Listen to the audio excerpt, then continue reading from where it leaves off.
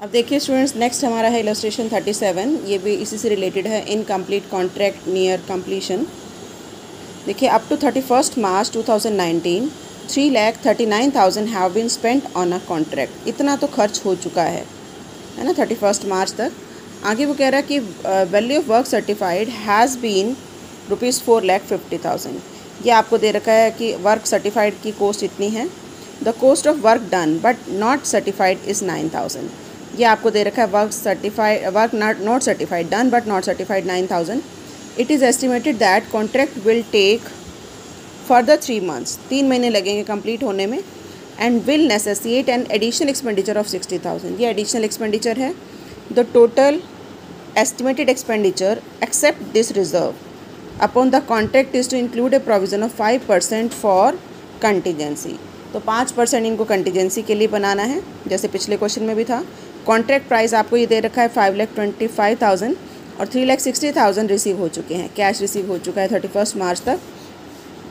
Ascertain the total profit, estimated profit. एक तो आपको निकालना है टोटल प्रॉफिट, मतलब जो अभी तक हो चुका है। एक आपको निकालना है एस्टिमेटेड प्रॉफिट और एक आपको निकालना है reasonable profit to be taken to the credit to P&L account में कितना ले जाना है ना। तो नथिंग इज़ गिवन कि which formula you have to use. तो आप दोनों फार्मूले से निकाल के दिखा सकते हो। तो सबसे पहले आपको निकालना है टोटल प्रॉफिट। तो देखिए टोटल प्रॉफिट कैसे निकालेंगे, जितना खर्चा आप तक हो चुका है वो, और जितना आपका जो है वर्क अनसर्टिफाइड है वो इसमें से आप माइनस कर देंगे, है ना। तो आपके पास आ जाएगी कॉस्ट ऑफ वर्क सर्टिफाइड। फिर से सुनिए क्या करना है हमने।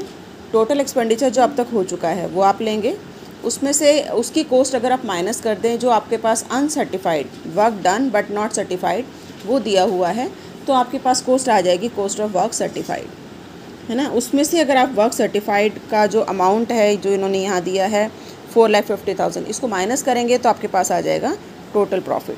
देखिए क्वेश्चन में total expenditure up to 31 March 2019 3,39,000, जबको फर्स्ट लाइन में ही दिए हुए हैं। उसके बाद देखिए वर्क अनसर्टिफाइड, ये है 9,000। Work done but not certified, ये कॉस्ट है 9,000। तो ये 9,000 अगर आप इसमें से माइनस कर दें 3,39,000 में से, तो ये जो बचेगी ये क्या होगी, कॉस्ट ऑफ वर्क सर्टिफाइड। हुआ क्लियर। अब आपका जो वर्क सर्टिफाइड है उसका अमाउंट कितना है 4,50,000। इट मीन्स प्रॉफिट क्या है, इन दोनों का डिफरेंस।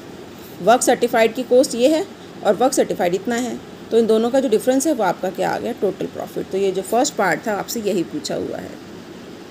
हुआ क्लियर। अब देखिए सेकंड इसने पूछा है एस्टिमेटेड प्रॉफिट। तो एस्टिमेटेड प्रॉफिट ऐसे ही निकालेंगे जैसे हमने लास्ट क्वेश्चन में निकाला था कि पहले आप एस्टिमेटेड कॉस्ट निकालेंगे। एस्टिमेटेड कॉस्ट के लिए आपको एक तो ये कॉस्ट दी हुई है और एक इन्होंने बताया कि आपका एडिशनल एक्सपेंडिचर कितना है 60,000, और एक ये है कि 5% आपको प्रोविज़न बनाना है। तो इन तीनों का जो टोटल होगा वो आपकी एस्टिमेटेड कॉस्ट होगी। देखिए क्वेश्चन में एस्टिमेटेड कॉस्ट कैसे निकालेंगे। एक्सपेंडिचर अप टू 31 मार्च 2019 3,39,000 हो चुके हैं। एडिशनल एक्सपेंडिचर 60,000 होने की उम्मीद है, तो टोटल कितना हो गया 3,99,000। और आगे इन्होंने बताया कि 5% इनको कंटिजेंसी के लिए प्रोविज़न बनाना है, तो 5/95 ऑफ 3,99,000। तो ये आपका कंटिजेंसी के लिए प्रोविज़न आ गया कितना 21,000। इसमें ऐड करेंगे तो ये आपका टोटल एक्सपेंडिचर है, टोटल कॉस्ट है। यहाँ तक क्लियर हुआ। फिर से देखिए एक्सपेंडिचर जो अब तक हो चुका है वो लिया हमने 3,39,000। जितना एक्सपेंडिचर होने की उम्मीद है नेक्स्ट 3 months में, एस्टिमेटेड एडिशनल एक्सपेंडिचर 60,000 वो इसमें ऐड किया, और उसके बाद हमने क्या किया 5% रिजर्व फॉर कंटीजेंसी। क्वेश्चन में आपको दिया हुआ बनाना है, तो 3,99,000 इंटू 5/95, ये आपका आ गया 21,000। तो total expenditure is 4,20,000, total estimated expenditure. उसके बाद आपको कॉन्ट्रैक्ट प्राइस दिया हुआ है वो कितना है 5,25,000। इस 5,25,000 में से 4,20,000 माइनस करेंगे तो ये आपका आ गया 1,05,000। ये आपका एस्टिमेटेड प्रॉफिट है जो सेकंड पॉइंट आपसे पूछा हुआ था। ये भी आई थिंक क्लियर होगा। उसके बाद देखो अब क्वेश्चन ये आता है कि इस 1,05,000 का कितना पार्ट आप P&L अकाउंट में ट्रांसफ़र करेंगे। तो ये दो फार्मूला हैं, नथिंग इज़ गिवन, तो आप दोनों से निकाल कर दिखा दीजिए। एस्टिमेटेड प्रॉफिट है 1,05,000।